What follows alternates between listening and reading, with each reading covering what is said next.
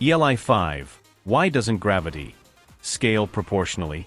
So let me start by saying I'm dumb as a brick. So truly like I'm 5 please. A spider fell from my ceiling once with no web and was 100% fine. If I fell that same distance, I'd be seriously injured.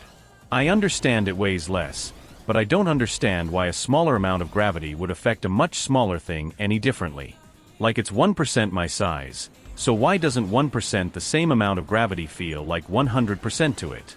Because the thing that hurts you when you fall isn't gravity, it's energy or force depending on how you look at it. Now, it is true that gravity pulls on you harder than it does the spider, but that's actually not that important for the landing, only the fall. It just so happens that when the Earth pulls on you with some force, you have a mass that's big enough to resist that pull just enough that you will accelerate at 9.8 meters per second. And the spider is in the same boat. Even though it's pulled less hard, it has a smaller mass, which means it also accelerates at that same rate.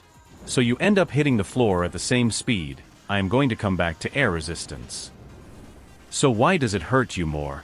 Because while gravity pulls you both down at the same acceleration, the floor is hard and stops you both at the same time as well. This means you feel all the weight of yourself on that floor, while the spider only feels its own tiny weight. The two ways to think about it are force/pressure and energy.